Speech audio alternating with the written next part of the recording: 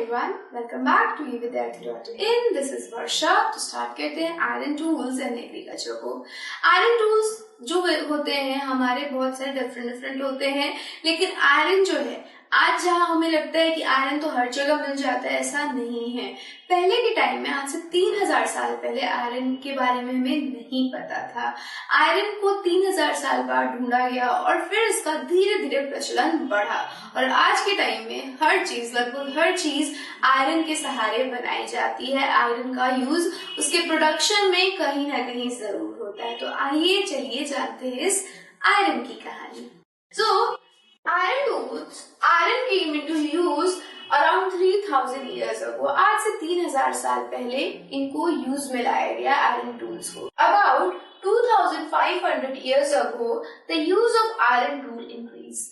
आज से 2500 साल पहले क्या हुआ कि आयरन टूल का यूज बढ़ गया। These included axes for cleaning forest, expanding land, and iron plowshare, and increasing production. अब क्या हुआ कि क्यों बढ़ा है इसका यूज? क्योंकि इनके थ्रू लोग क्या कर रहे थे, अब फॉरेस्ट को क्लियर कर रहे थे एक्स को यूज करके, वही आयरन प्लॉशेयर से प्रोडक्शन बढ़ा रहे थे एग्रीकल्चर के अंदर। सो इन तरीकों से, इन यूजेस से हमारे क्या हुए, आयरन के यूज में वृद्धि हुई इन कारणों की वजह से। तो क्या कारण होंगे? Clearing of forest, expanding of land and ploughshare, iron ploughshare, जिसकी वजह से क्या हुआ, प्रोडक्शन में इंक्रीज आया, प्रोडक्शन बढ़ गई। So these are the reason. हम क्या देखेंगे, धीरे धीरे आयरन की यूज में इंक्रीज। नेक्स्ट देखते हैं, some of the largest collection of iron tools and weapons were found in megalithic burial.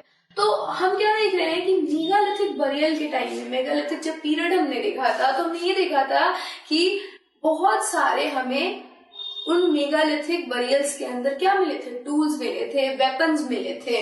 सो ये यही बता रहा है कि बहुत सारे कलेक्शन हमें इन मेगालिथिक बरियल के अंदर देखने को मिले थे जब हमने उसकी खुदाई करी।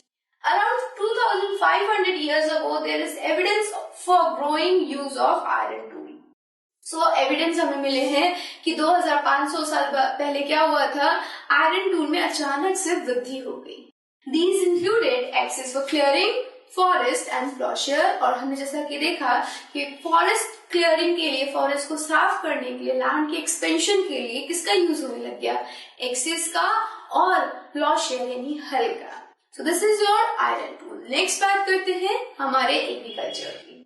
सो यहाँ पे देखो, हाँ यहाँ पे आपको एक्स दिख जाएगा, ठीक है, और ये रहा हमारा सिकल और ये एक है टोंग। अब टोंग का यूज क्यों करते हैं, तो इसको आपकी मम्मा यूज करती होगी, या फिर आप इसे किसी गर्म जगह पे कोई इंसान काम कर रहा होगा तो आप उसको ये यूज करता हुआ देखोगे। इसके थ्रू वो उस गर्म चीज को पकड़ के क्या करता है, उसको गर्म करता है। कई बार इसे आप लोहार की शॉप में देख सकते हो इसका यूज होते हुए।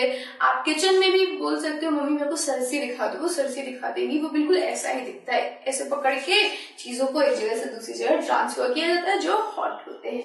और सिकल का यूज किसके लिए होता है, फॉर एग्रीकल्चर। ओके, नेक्स्ट देखते हैं एग्रीकल्चर क्या है।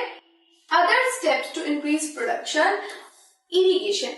हमने देखा प्लॉशेयर यानी हल का यूज करके प्रोडक्शन में इंक्रीज किया गया, लेकिन दूसरे भी तरीके थे जैसे कि इरिगेशन। इरिगेशन समझते हैं क्या हुआ, irrigation was also used to increase production other than use of a new tool and the system of transplantation. अब क्या हुआ कि इरिगेशन का भी इंक्रीज हुआ, इरिगेशन ने भी इंक्रीज किया प्रोडक्शन के अंदर, और ये क्या है, इसने ज्यादा हमें हेल्प करी प्रोडक्शन बढ़ाने में other than this new tool. अब जो न्यू टूल आया था हमारा, दैट इज प्लॉशेयर, उससे ज्यादा हेल्प हमें इस इरिगेशन से हुई।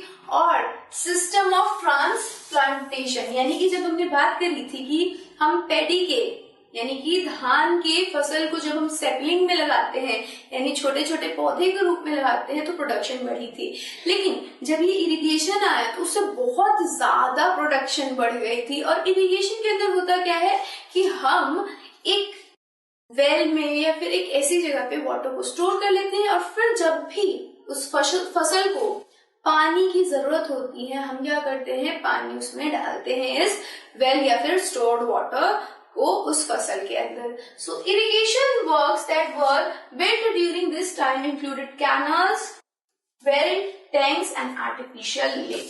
तो इस वक्त क्या हुआ, अब लोग वेल्स का निर्माण करने लगे, यानी कुओं का, नहरों का, तालाबों का, इन सब का निर्माण ये लोग अब करने लगे थे। So this was the most important invention, most important way to increase production of agriculture.